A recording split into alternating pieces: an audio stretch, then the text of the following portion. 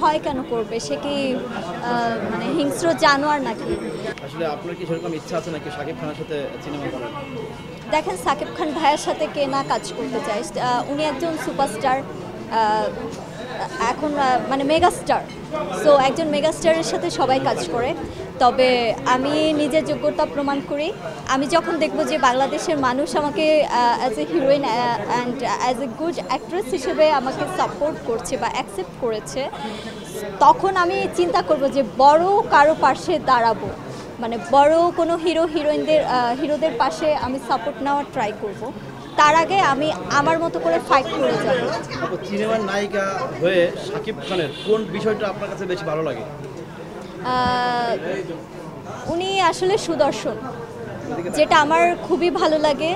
এবং একজন হিরো হওয়ার জন্য যে যোগ্যতা দরকার, যে লুক দরকার, সব কিছুই সাকিব খান ভাইয়ার মধ্যে আছে। চলে যাচ্ছে। ওনার সাথে কাজ করতে গেলে ভয় পায় যে না জানি কি হয়ে যায় একটা। ভয় কেন করবে? সে কি মানে হিংস্র জানোয়ার নাকি? উনি একজন মেগাস্টার। আপনারা সবাই দেখেছেন যে উনি অনেক বিনয়ী। ইনশাল্লাহ ওনার সাথে যদি কখনো ভালো গল্প, ভালো পরিচালক হলে ইনশাল্লাহ কাজ করব।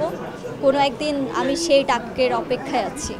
আসলে আমি নিজেও চাই না আমাকে কেউ নায়িকা বলুক সিনেমা রিলিজ হওয়ার আগে, কিন্তু সবাই কেন বলে আমি জানি না। তবে মুক্তি সিনেমা রিলিজের পর আমি মনে করি সবার একটা ভুল ধারণা ভাঙবে যে আমি নিজেকে অ্যাক্ট্রেস হিসেবে প্রমাণ করব সবার সামনে।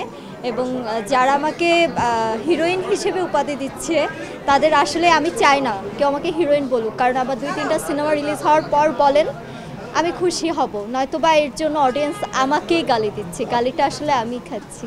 বিয়ে করলে তো আর মুক্তি পাবো না।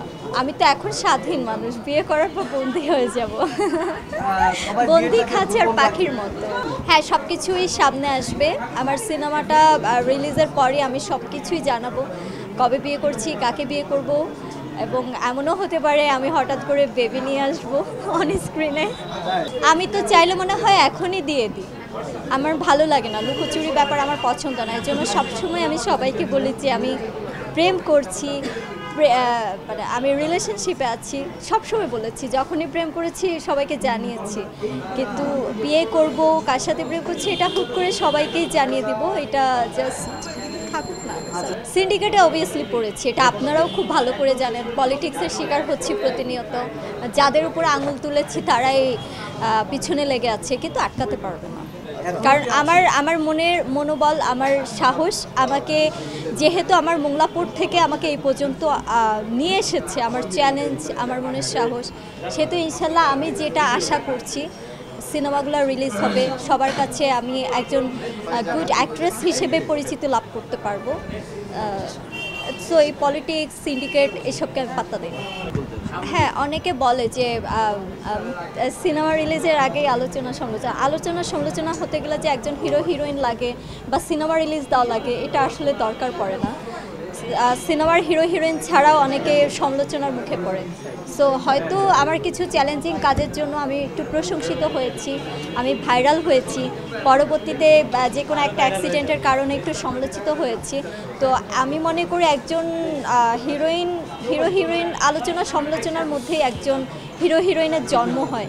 সো এই দিকটা আমি পজিটিভলি দেখি।